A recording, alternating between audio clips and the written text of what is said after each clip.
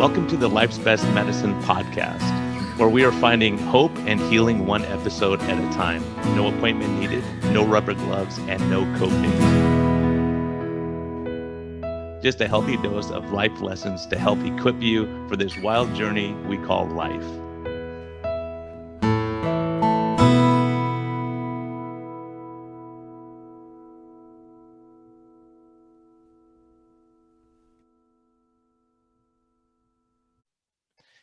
This episode of Life's Best Medicine is brought to you by the great people at Simply Snackin'. 10 flavors of beef and chicken, humanely raised, grass-fed beef, free-range chicken. And I'm excited about the 10 flavors because I'm heading off to the jungles of Guatemala on a medical trip, and I can have a new flavor every day and not get bored. I'm going to pack them in my suitcase because they're light and easy, and I could bust them out whenever I need to. So if I get stuck somewhere and everyone's eating terrible food, I could have some healthy, great snacks and still stick to my low carb lifestyle. So thank you, Simply Snacking, for again sponsoring this episode and for bringing these important stories to the people. Thank you very much.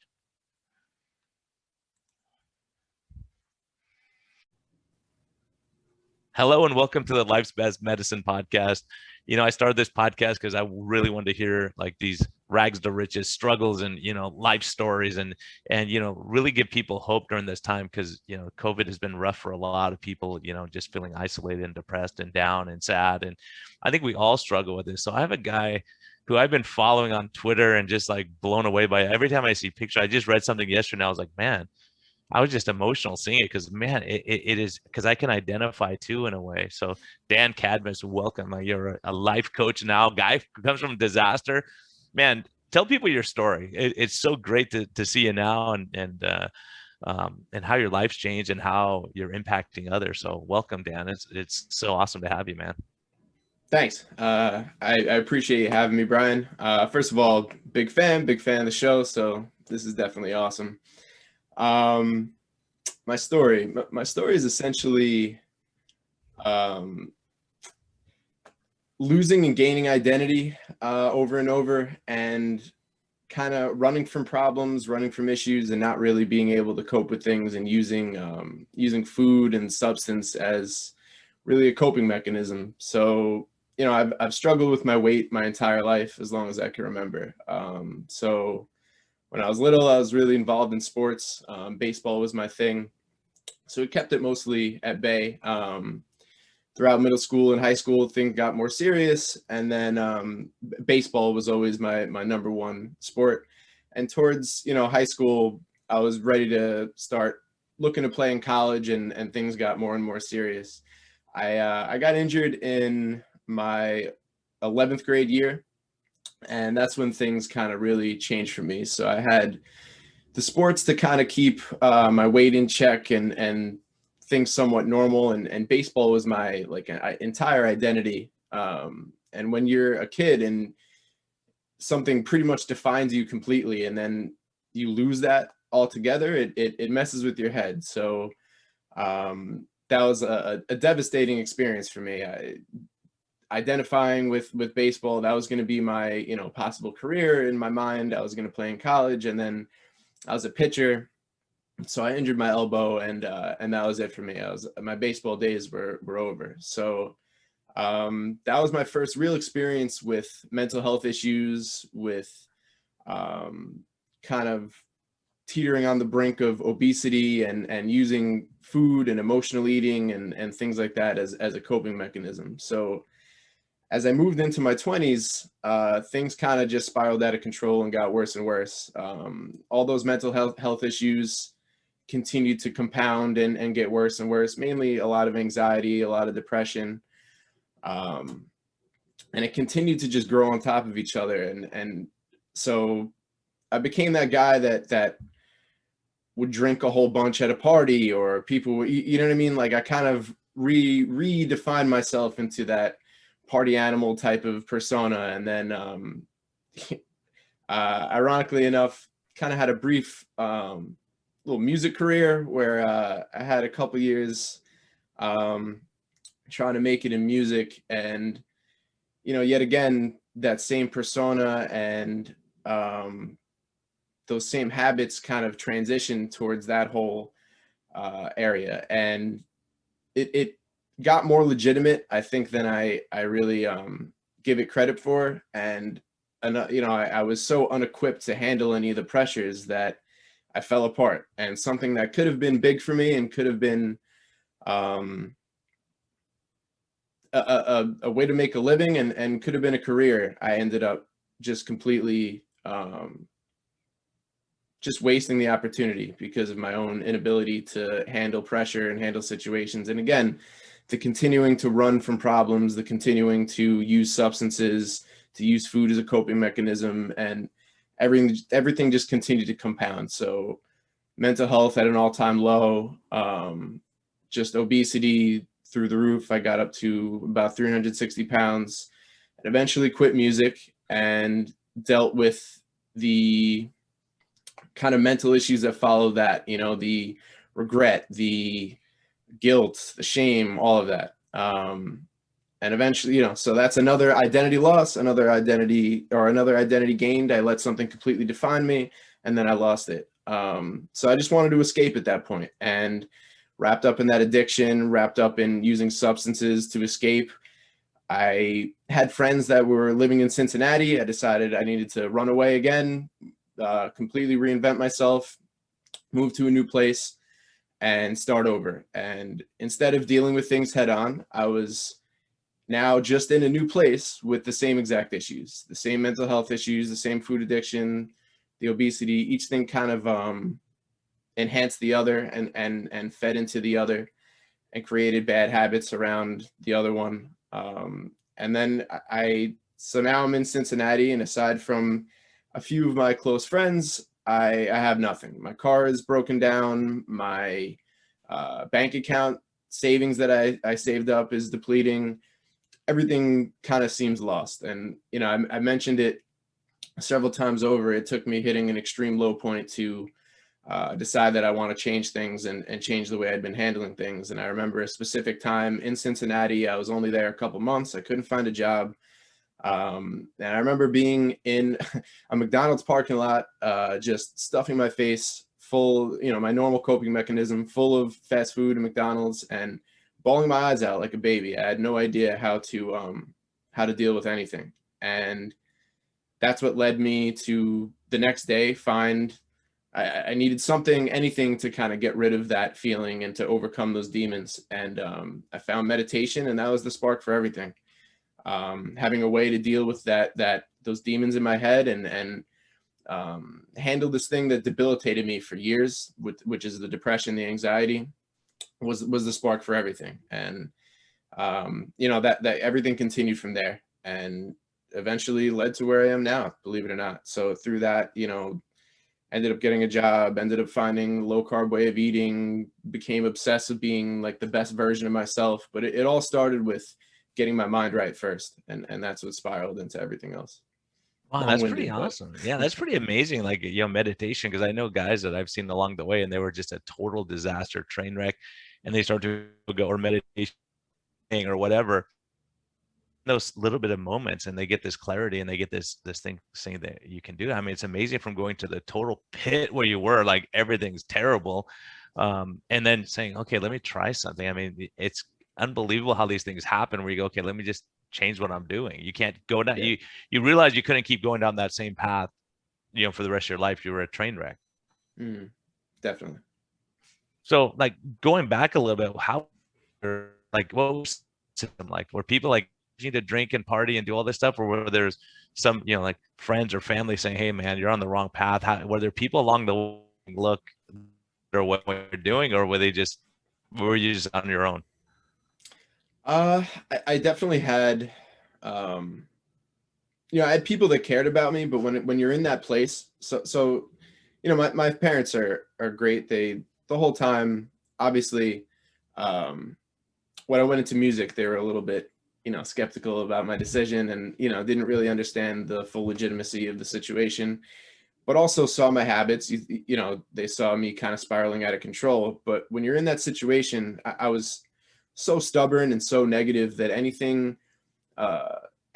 advice I got was met with resistance. And, I guess it's a delicate balance when you have someone that you love, that you care about, and you're trying to get them to change. And it's like anytime I would get that, like someone would try to get through to me or someone would anything, I would go completely the other way. And it would be, like kind of that screw you, I'll do what I want type of deal. And, not in a disrespectful way, like to my parents, but I just wasn't trying to hear anyone's advice. And I knew what was best for me, and that was it. And I was pretty close-minded to any type of unsolicited advice that I got, unfortunately for me. So you're kind of a strong-willed guy and very like, hey, I'm going to do it my way type thing. I'm not listening to you. Like when they say cut back on alcohol, you would drink more.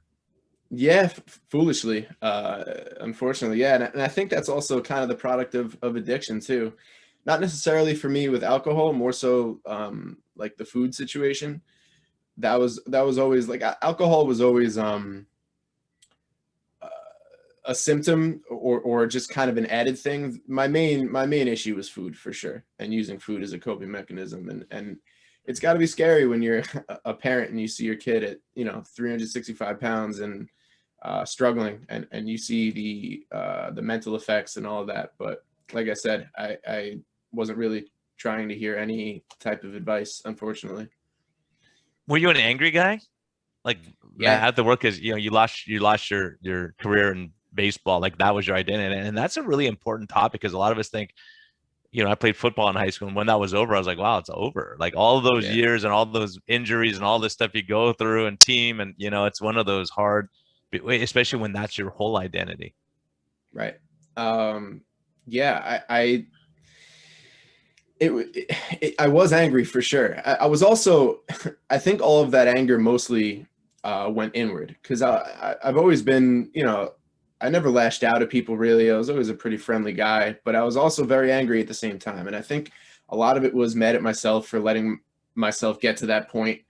And just, yeah, I was a confused kid, man. I didn't know what to do or where to go from there. I didn't know what I wanted to do with my life.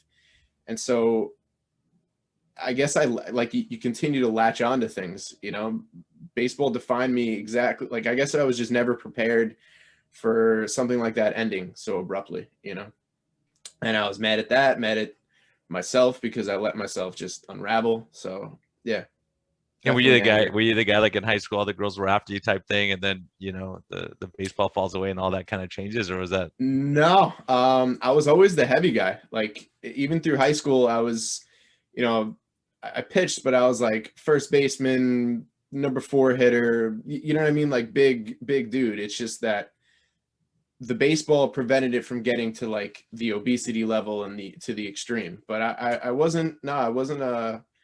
Definitely wasn't a ladies' man or anything like that in high school. Not at all.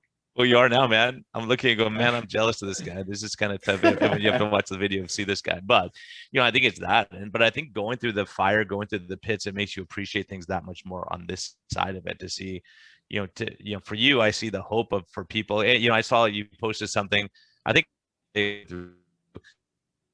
tuxedo fit, and you're like, holy cow, my waist is way huger than I ever imagined. And smiling on the outside, but feeling that shame and embarrassment and all this stuff on the inside. And I think a lot of people are going through life like that, where people don't realize how much they're hurting because they try to make the best of their, to make it look like they're having fun, being the joke at the party or whatever it is. Right. Yeah. Yeah, I felt that for sure. That's something I experienced 100%.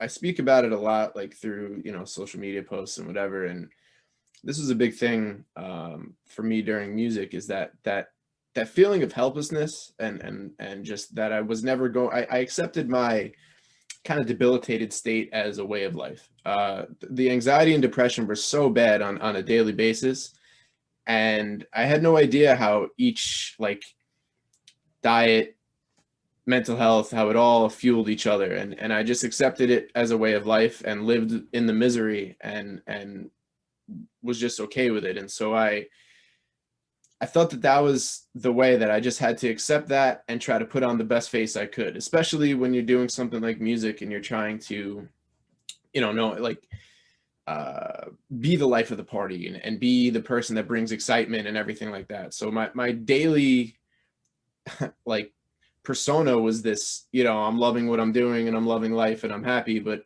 again, that fake smile type of deal, I was miserable, just absolutely miserable. And that's what I remember the most, and that I want to like help pull people out of, is just that hopelessness and acceptance of that as a way of life. So Yeah, it sounds like you were self-medicating. You're depressed, anxious. And it's a tough like chicken and the egg type thing, because there is a ton of data saying that poorly controlled diabetics have major depression, anxiety, stress, poor sleep, and all right. those things. But it turns out a lot of times it's the poor diets first, then the depression comes, and then you're eating to make yourself feel better, and you get into this downward spiral, where Right. you're drinking more to feel like, to numb the pain, basically. Yeah. Was that kind of your situation too? Yeah. It I don't even know if it was numbing the pain. It's so hard when you're in that. Like I said, it's just like this cloud, and it seems to be just an inescapable. Yeah, you know what? I guess you're right. I guess it is running from your problems. That's, I think for me, that's the main issue. Is I would get anxious about something coming up, an upcoming show or recording session or something like that. I would uh, run from the issue and drink and do whatever, and then it would come. I would get over it and I'd be okay for a little bit, and then the next thing that caused anxiety would come up, and I would cover it up, or the next thing that gave me depression or anything, I would cover it up. So yeah, I'd say that was definitely it. It was a way to cope with things and kind of get myself through.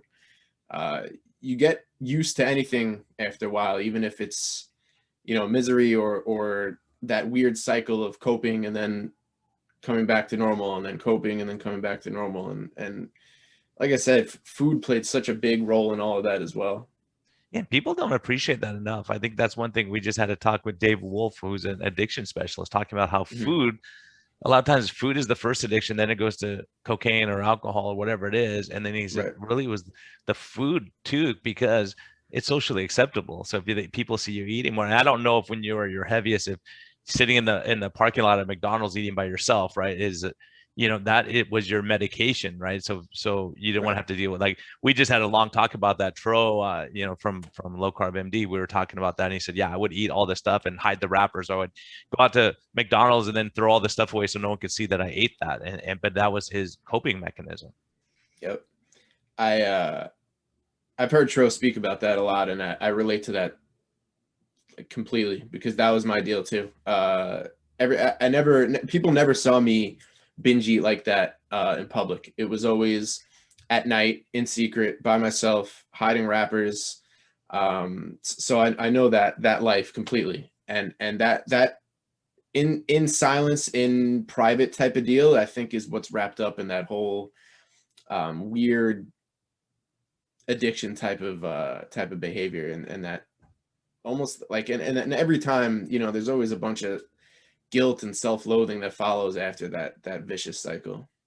Was there ever a time when you said, okay, look, I'm going to get my life together, I'm going to start working out and exercise? Were you trying to lose weight or get your life Oh better yeah, during this time, or do you say, look, this is it? absolutely. It's the same, typical case that you hear about on your guys' podcast all the time. My 20s, even though, I had that whole, it was such a weird, I was almost like a walking oxymoron, because I had all of the party aspects with the drinking and the lifestyle I was living, but at the same time, I was forever trying to lose weight at the same time too. So, I would lose 30 pounds or so, white knuckling it, they'll eat less, move more, same thing you hear all the time.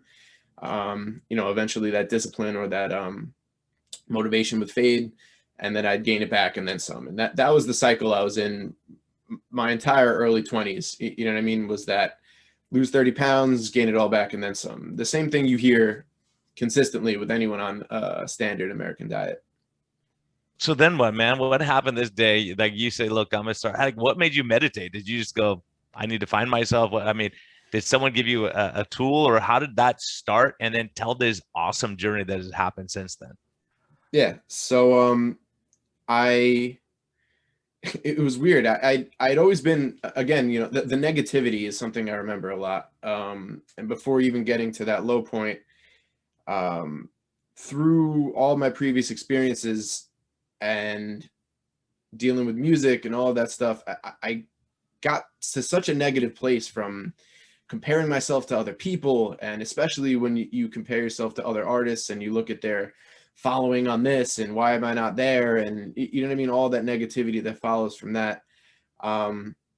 That all led me to such a negative place and a skeptical place too. So things like meditation, that's something I never would have thought that I would have been involved in or even attempted. So everything, again, like that stubborn kind of attitude, the same type of attitude that led me to not really take advice from people, is that same type of attitude I had towards things like that. And I think what happens eventually, you reach a certain point. That point in McDonald's, I had no idea where I was going at that point. My family was, 600 miles away. Most of my friends were. I didn't know how I was going to get money to pay for anything, and I was just willing to do anything at that point. I knew I needed to change something, or I wasn't going to survive out there, just point blank.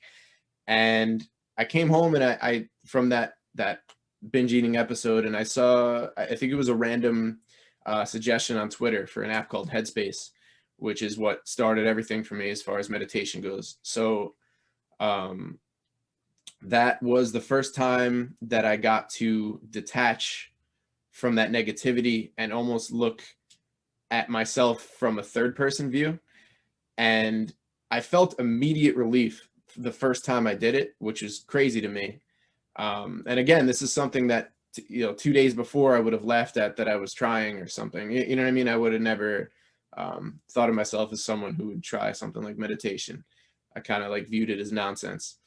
So just to continue on, so there was that first session that kind of changed my life, and it took repeating it over and over, but the relief immediately was something I'd never felt before. So I felt that beginning relief, and it was life-changing for me. And the more I did it, the better I got. And so it took about 3 weeks for it to really, really start, like, lift the clouds, so to speak. And I started at a job. I coincidentally, I had put in a bunch of applications for jobs at the time, didn't really hear back. And then the next day or two, coincidentally, after finding meditation and starting the practice, I got a job at FedEx, which is real physical. So I was throwing boxes on a belt, and for the first time since high school baseball, was actually, consistently getting my body moving again, and started to lose weight. And so now I have a tool to get my mind right, and that's improving my mental state. The negativity is fading a little bit. I'm not judging people as harshly or myself as harshly, and everything starts to snowball. I think life is 100% momentum based, and when I view my journey and where I came from, I see that momentum building there. So I started with the meditation, got the job, started to lose weight without even trying to change anything about my diet.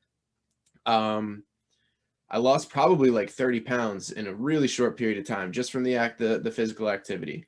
Decided to roll with it, started eating better, or what I thought was eating better at the time.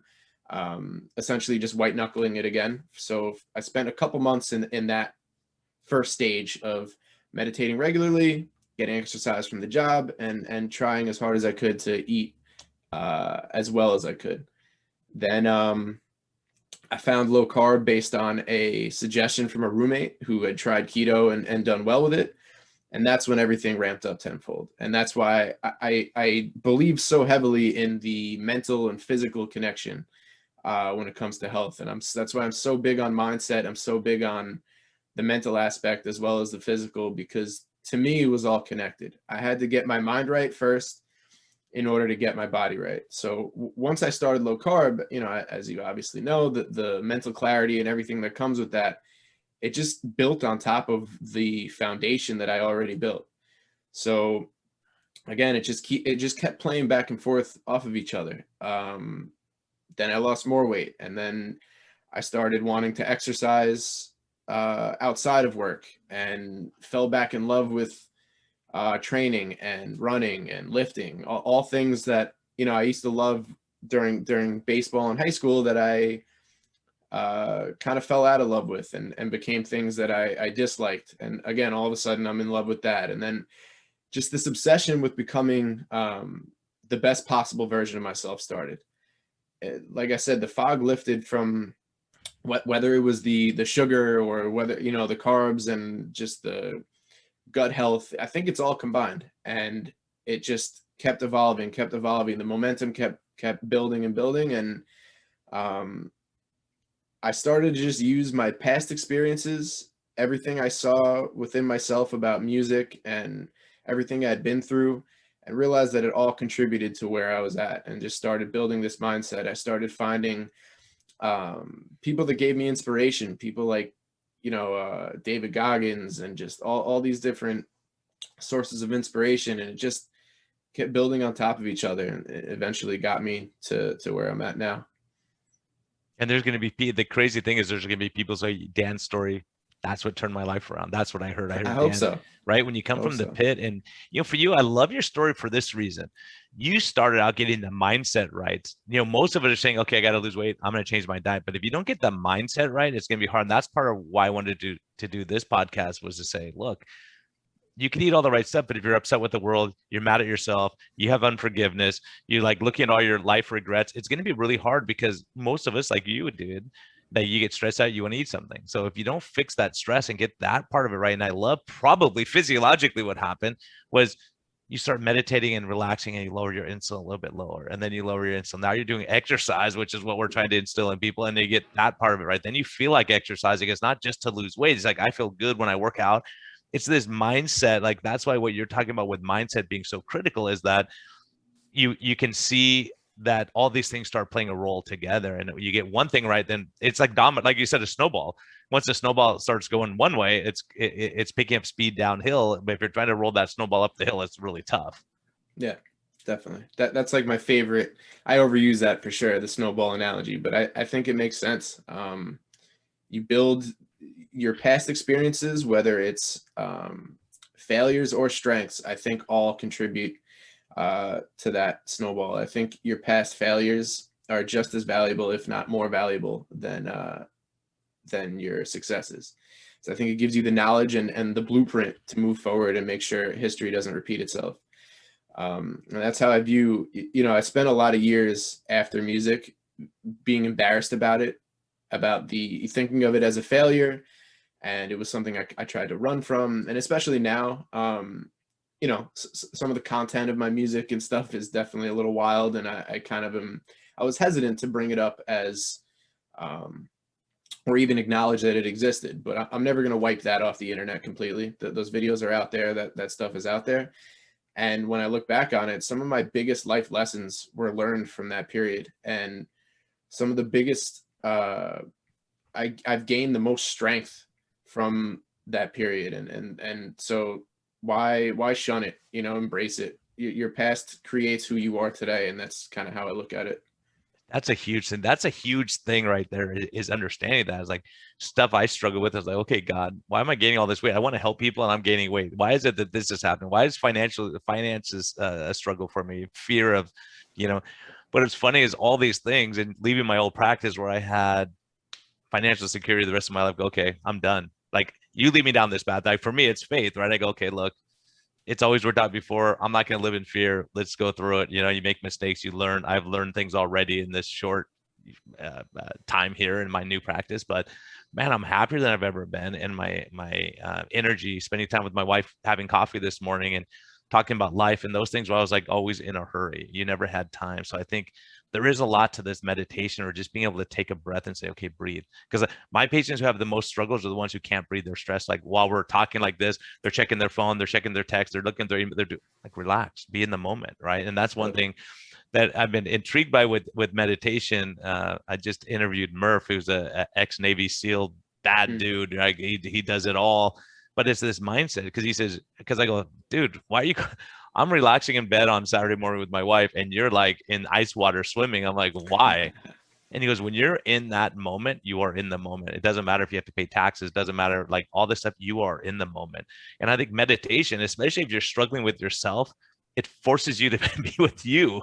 It forces you to examine like what it matters, what's important. I think, you know, that's why your story is so important, because your experience will give others that hope too. Definitely. I hope so. Um, I think that everyone needs something.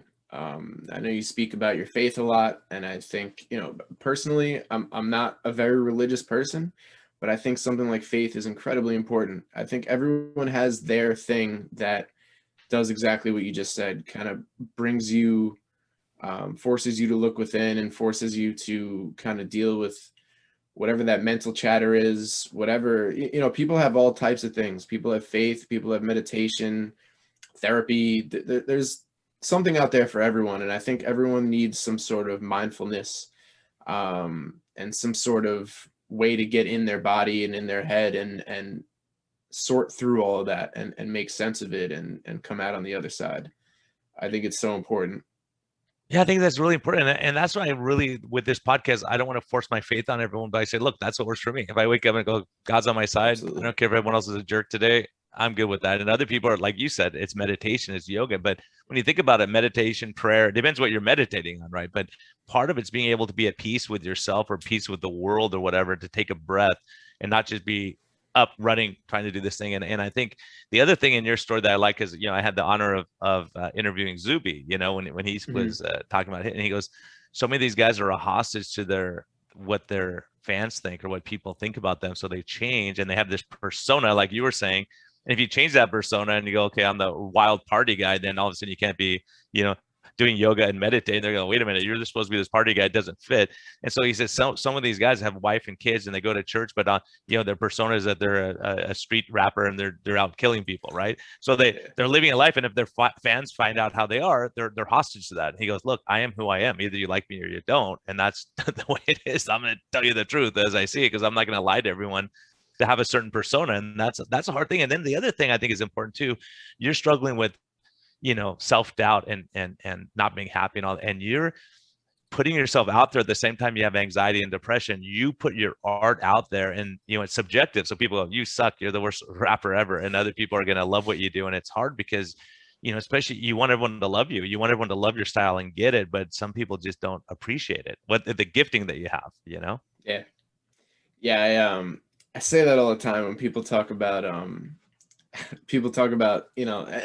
it's crazy. And no matter what field you're in, if you're on social media, people are crazy. But um, when people talk about, people coming at them for different things they say on Twitter, and they're like, does anyone ever say anything when you try to like help people, like, go against like some backlash for the help you try to provide? And it's funny because I was a 360-pound white rapper that looked like he should be your math teacher. Like, you can't say anything to me that has not been said to me a million times over on the internet. So I'm used to all that. But that identity thing is something I struggled with really hard. It started to transition into the music I was writing, where I was writing things that I thought people wanted to hear rather than what I wanted to make, the music I wanted to make. And with that also came the persona, the personality. You end up all of a sudden, you're this shell of a person. You're this person that you think everyone wants to see rather than who you actually are. And I think a lot of people struggle with identity. And I know I did. Like I said, my entire all my struggles were wrapped up in identity gaining and losing it. And uh, what I've learned to this point is that, like, people identify with their political views, their belief systems, all types of things that aren't necessary. They may appear to be, but they don't have a rock solid foundation. And when that thing goes away, what are you left with? And for me, when those things went away, those things that did not have a solid foundation and that could be taken away, I was left with despair and not understanding who I was. And so where my identity was built on these outside sources before, my identity now is built on, my ability to grow, my personal growth. It's built on my love for and ambition for helping others and service to others, and things that, in my opinion, matter way more than something external that doesn't have as much to do with who you are. And I think that's truth, man. I mean, figure out your foundation. Where do you get your grounding? Where do you get your peace? Where do you get your sense of, why am I here? What am I Mhm. doing? And I think a lot of people just don't know. They're just, clocking into a job that they can't stand. They go home to a family that they're not connected with, and, friends that are fair weather friends and all those things. And it's hard when you have to really dig down. As a matter of fact, when I first started the podcast, Tro would text me, go, "You heard what this guy said about you, Brian? Like, he doesn't like your voice. You talk too much. You talk too little. You don't do this. I don't like you guys bantering. You don't banter enough." Yeah. I'm like, Tro, I can't worry about that, man. I am who I am, right? I'll try not to offend people and try to do the right thing, but this is my style. If you want me to have a fancy, even my buddies all, did you see how fancy Zuby's setup was when you interview? Like, yeah, it's kind of embarrassing, man, but this is just me, right? I just want to be real. And, for this, like what you were saying about identity, for me, it's like, okay, low carb MD, that's my identity. I'm doing fairly successfully there. We have like 3.5 million downloads, and we're helping a lot of people. And having guys like you go, I love this episode. That I love that. Yeah. But part of it was like, that couldn't be my identity. It couldn't be my whole identity. Because once something comes along and says low carb doesn't work, or it's killing everyone, you never know. I mean, obviously the data doesn't show that, but I'm saying you have to be able to say, okay, let me reassess. Maybe we need to have more carbs. Maybe we have to be able to change what we're doing based on the best evidence, not be arrogant in our beliefs and say this is the only way and this is it. From a faith standpoint too, this podcast I put off for 2 years because I was thinking, man, if I said something on Twitter about faith or hope, I would get lit up for 3 days. Everyone just was freaked out. I'm like, I'm saying positive stuff. I'm not trying to offend. I'm just saying this is how I see it. This is my life. This is how I live my life, hopefully. But like what you're saying is you have an identity. And then the other thing was, I was thinking, how's your identity now? I think a topic that we don't talk about enough is someone like you who loses 180 pounds, you switch your life around. I mean, are there people that you resent that didn't treat you right when you were back in that day? Or are there stuff where you say, like, was I not good enough when I was 180 pounds before? Because those things, when the rapper makes it, everyone loves them. When they're struggling, everyone goes, oh, that guy, I'm not going to waste my time and go see him, right? So I think it's one of those things where when you're successful in things, sometimes that can cause more problems.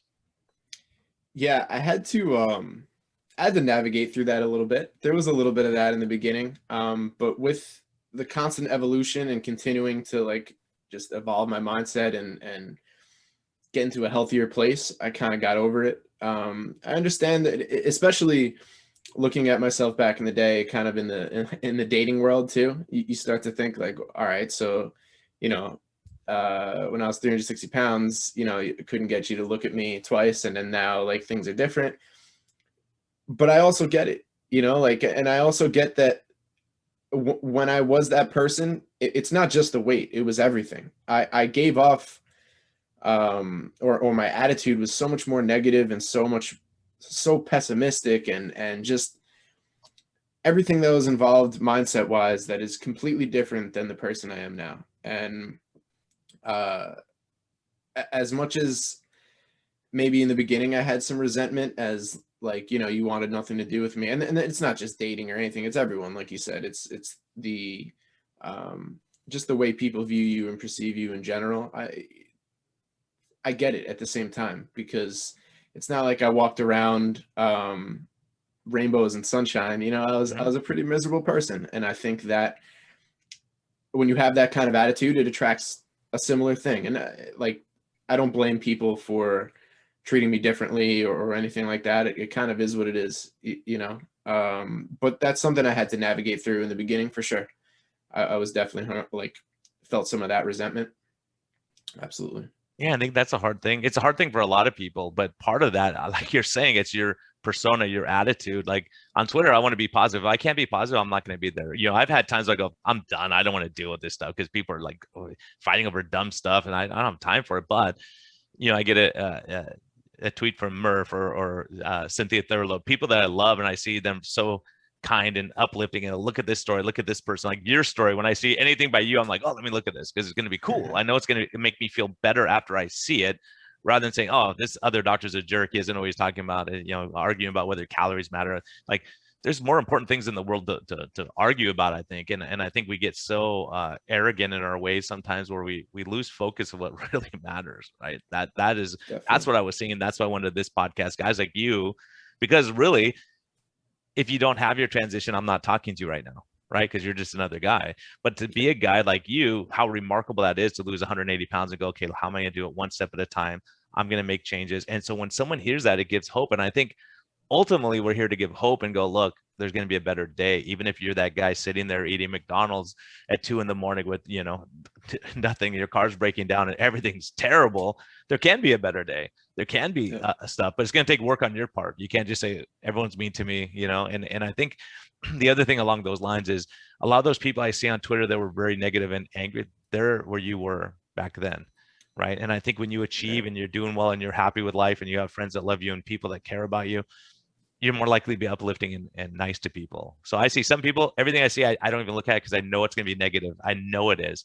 And other people I know, like Tyler, when I see him, I go, oh, I'm going to see what he's doing some dumb thing this morning where he's working out or, but I love it. I love that because he's him. And he's like, look, people don't like him because he's so darn happy sometimes. Right. And he's like, loves life. And so I think a lot of people, they'll make fun of the guy dancing at the wedding who may be overweight, but he's having a good time and enjoying it. You're sitting there criticizing. Get in the game at least, right? At least he's dancing.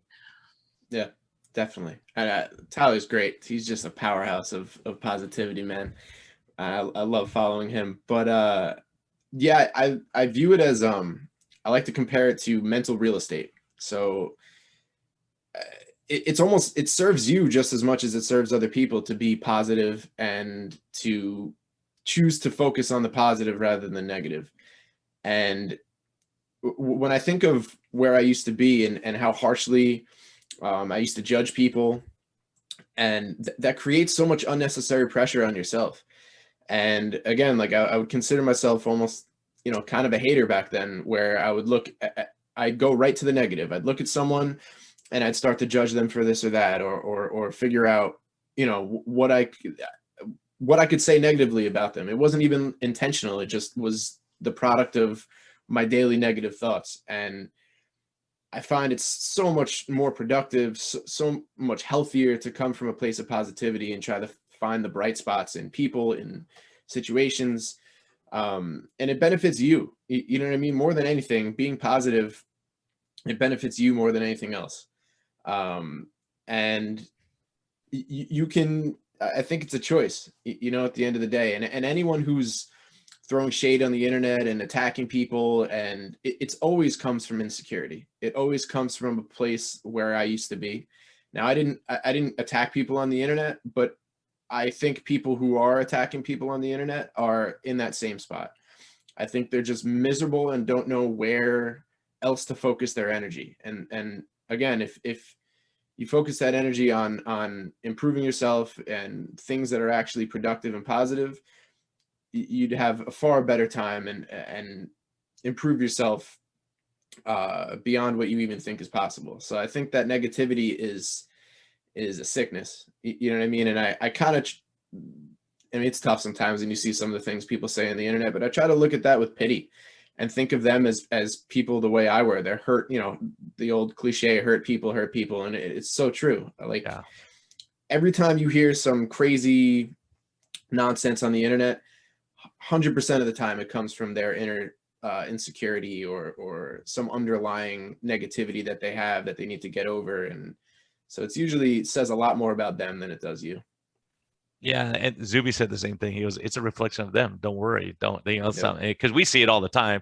A guy like you lose 180 pounds, you have some loose skin on you because you lost so much weight, and people go, "Oh my gosh, that's gross." So it's like, dude, look what this guy's accomplished, right? Yeah. That's like they don't see like, oh, this is so awesome, and encourage people. And there's so many good people out there encouraging. There's no question about it. I see a lot of that, but it takes a second to say, "Hey, oh, congratulations!" Like someone posts something and they have the courage to say, "I'm starting my journey today," and they're overweight, right? And you look at them and say, "Hey, take today." Like you started somewhere. Like people don't realize where you are on your journey, so they judge. Like halfway through your journey, they go, "Oh my gosh, look at this guy. He must be terrible." Well, you've already lost 100 pounds and you're on your way and you're doing it. So people don't know where we are in our journey. I think that's a huge deal. Also, is not judging everyone. Yeah, definitely, I agree. So what has been a downside to losing 180 pounds? Has there been anything where you go, the things that come to my mind is saying, did you get to a point where like, I'm all that, and like, maybe treat people differently? It's true because people don't realize that it's hard. You kind of raise that issue too, but it's hard where I have friends who are multimillionaires. And I'm like, how do you know if someone's just your friend? Like if you're a rap star, how do you know if they're your friend or they just entourage living off you and having an expectation? It's hard when you don't know the character of a person sometimes. Or was it hard where you felt like, because I see it happen though, actually. Women who get women and men who get a gastric bypass or surgery and they lose a bunch of weight, all of a sudden they leave their husband, they're cheating on them, they're doing all this crazy stuff. And because you're getting attention for the first time in a long time and it feels good. And that's becomes their, instead of food, that's what they're doing to make themselves feel better. Right. I think I got, thankfully, because of where I came from, and just I guess the low points were humbling in a way. I thankfully haven't fallen into that trap of thinking, I was better, or having this egotistical view of myself since I lost weight. But I think my biggest struggle since then has been I got obsessed with, not from an ego standpoint of caring the way I looked, but I got obsessed with the metrics and not wanting to go back to the old me so much that it was counterproductive. So I reached a point where I got to, the leanest I had ever been. And when I say I was, that scale dictated my mood entirely for the day. I'd weigh myself every day. And if I was up even a pound, even though I was, like I said, the leanest I'd ever been, even leaner than I am now, just like kind of almost towards the unhealthy side of it, where I don't think I should have been as light as I was at the time. But if I was up a pound or two, that would dictate my entire mood for the day. I was literally tracking every single calorie macro that went into my body, every single calorie burned, weighing myself every day, checking ketones, like literally became a science experiment of metrics. And I think that could be just as dangerous. And I created this obsession over going back to the old me. And I think that is for sure detrimental, or can be at least. And I kind of snapped out of it before it took hold of me too much. But that's something I've had to navigate since, and that's been a negative of losing weight for sure. So luckily, and I also think the way my progress happened, the way it was slow and steady, but also I got my mindset right first, is how I avoided some of the pitfalls maybe of getting overconfident and kind of developing an ego from losing weight. But with all of that, and that like obsession with being the best version of myself became an obsession with the metrics and a fear of going back to the old me, which created a lot of bad habits and bad tendencies that I'm glad I broke myself of, because I think they could have unraveled things pretty hard. I think that's a huge topic, and that's a huge one too. I've had patients. One of my patients, she's actually she's in her 70s, crushing it. But early on, like she came in when she was just sobbing, and I go, "What's wrong?" She goes, "I'm losing weight," and I go, "Yeah, that's kind of the goal, right?" And she goes, "I'm afraid I'm going to go back. I feel so much better. I'm afraid I'm going to go back." And that fear of going back, like, because that life and you don't want to go back, and that's something that, because we've all of us who struggle with weight have lost weight, and then you gain it all back. You're working out, everything's going right, and then something happens. You're on vacation, you go, "Oh, I'll start working out in 2 weeks," and then all of a sudden you gain 15 pounds. You're like, "Oh gosh," like over the holidays and all this stuff. So it's a hard, that sits in all of our minds, like, "Oh gosh, I don't want to go back. What do I do?" And then you saying, "Look," you get so obsessed with going, "I'm going to get that last 3/4 of a pound off after you lose 180 pounds." Like that last weight gets harder. It's not easier as time goes on too. Yeah, I think the things I concentrate on the most, and that I think are most important through any stage of the whole weight loss journey, is just consistency, resilience, and the ability to just get back up and try again. I've had I can't tell you how many 10 to 20 pound weight fluctuations in one way or the other. When you deal with that addiction and that tendency to binge eat, you're going to relapse. Life is never a constant upward trajectory. There's never, there's peaks and valleys regardless. And that constant nagging fear, I think because of the amount of times that I lost 30 pounds and gained it all back, lost 40 pounds and gained it all back, you start to get in this place where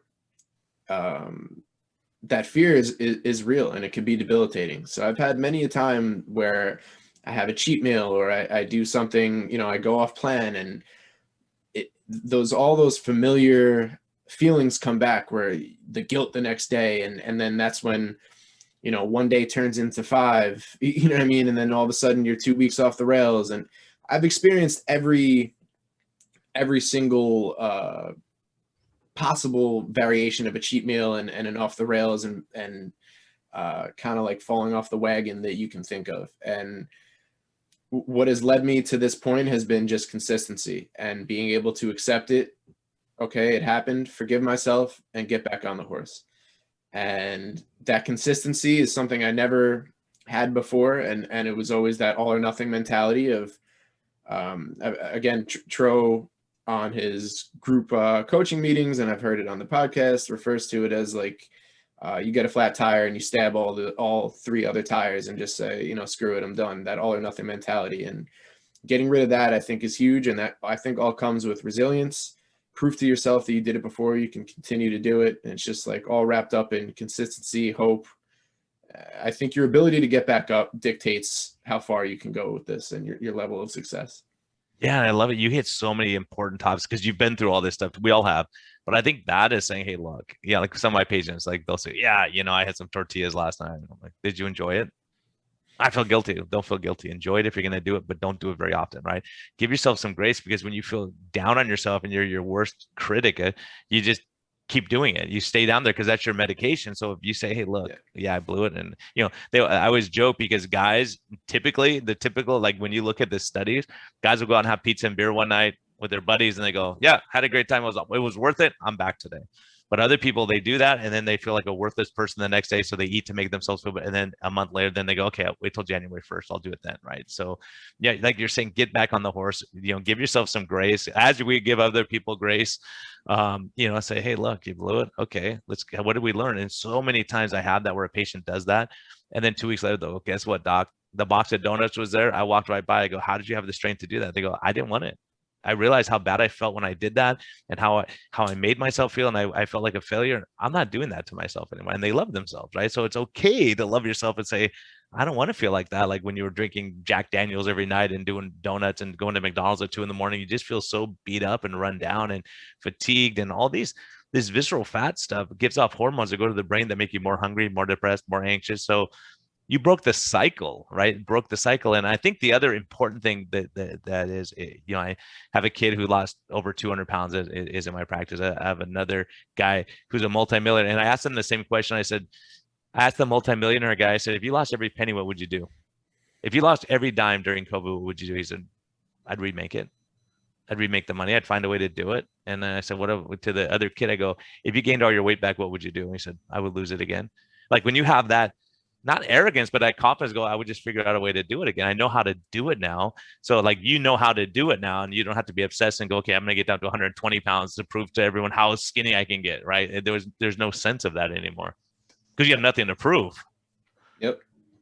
I think it's just all that, you know, that snowball you create, you know, your friend who's a millionaire who made that money proved to himself that he could do that, you know, and he knows he can do that several times over. Your patient who lost 200 pounds proved to himself that he can do that. And he knows he did it once, he could do it again. And then I think that all comes with that, you know, almost like I think of resiliency as a muscle. You know, you train that resiliency muscle, you prove to yourself your capabilities, and you can tap back into that well when you need it most.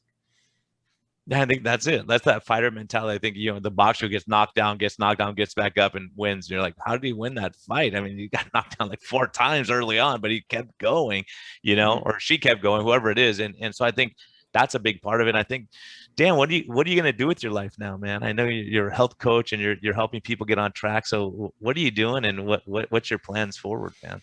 Yeah. So I finish the second half of my certification in May, which I'm excited about. The program that I'm in feeds into a health coaching board exam that happens in October. So from here, it's just finishing up school and my certification in May, prepping for the board exam in October. And I'm just excited for May for my main focus to be you know, writing and creating content and coaching, and then eventually taking that board exam and moving forward and just trying to help as many people as possible. I kind of see, I love the idea of kind of pulling people out of the darkness that I was in, or helping them avoid it altogether. So that's what I'm looking forward to. Yeah, man, you're giving hope and you're saying, look, there's another way. Let's do this. And I think your advantage is getting the mindset right, getting everything else kind of follows. I think that is so true. Mindset, people don't understand. I've, you know, being a doc for 18 years now, I mean, I've seen people with bad mindset. I see what happens where you go, you sit on the couch, you watch TV, you watch the news, and you're miserable and you're not happy and you can't do stuff. But other people have mindsets like, okay, I broke my leg, but I'll get better from this. I'm going to fight through this. Here's what I'm going to do. Here's my plan forward. Here's, and having hope that they're going to get better with time. And I think that's that mindset. Cause I tease people because I see people that are just negative and down all the time. And I go, look, if I give you a free trip to Hawaii this morning and you had to get up at 5 a.m, would you be more energetic than if you have to go work in the salt mines all day? Because so many people, they're in the salt mines all day just hating life rather than saying, hey, look, I'm going to go out and do something good today. I woke up happy because I get to interview you. I got to spend time with Dave Wolf and Tro and people I love and I get energy from. So it's like, it's easy for me to get out of bed and get to work, right? Because this is fun for me. And so yeah. So for you, if I have to say, hey, Dan, what's life's best medicine for you, man? Where do you go? How do you find peace? Where do you find your purpose in life? In closing, I really want people to hear what your take. Sometimes that's a hard question for people to answer, but I think it's really important because I'll tell you a lot of times, I'll give you time to think about it, but I'll delay things for a minute. But I find a lot of times patients, I'll ask them, where do you find your peace? What gives you joy? And they're like, they don't know. They really don't know. Yeah. So I think it's important for us to go, what really do I enjoy? Is it hanging out with the guys? Is it going to sit by the beach and think, meditating, whatever it is? So where do you find your peace, or what do you think is life's best medicine? So I think as far as what's life's best medicine, I would say hope. Just the ability to think of the future with through optimistic lenses instead of negativity is huge. For me personally, what gives me light, so to speak, is kind of what I said I've built my identity on now is that, helping other people and emphasizing my own growth personally and viewing it as an ever evolving process. There's no finish line. I'm always going to keep building on this and becoming the best possible version of myself. And I guess inspiring others and helping others come to the same kind of conclusion is what does it for me, I think.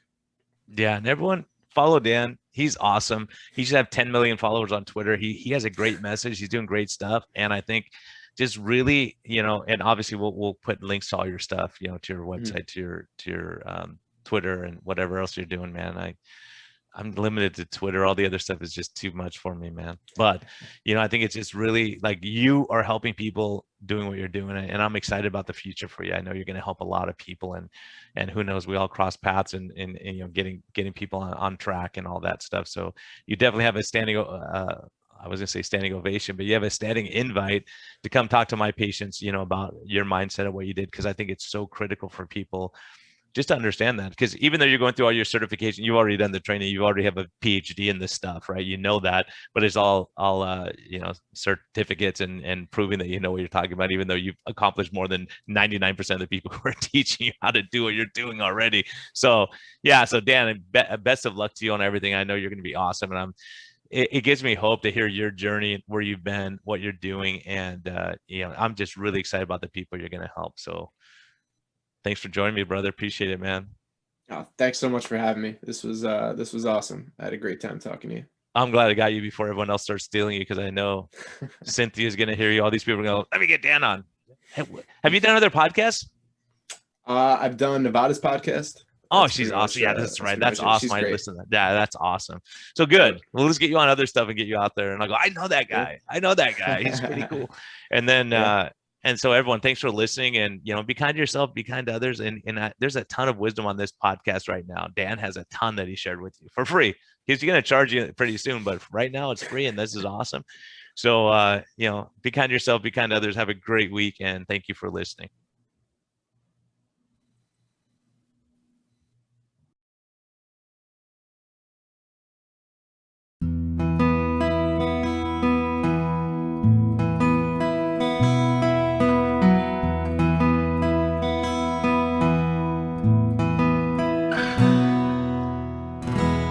Thank you for listening to this episode.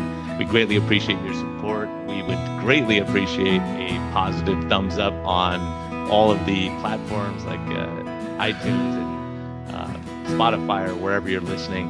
And we just thank you for our Patreon supporters. We greatly appreciate your help in getting this message out. We think there's a lot of important information. And hopefully this helps you. Have a great day, and thank you for listening, and thank you for your support.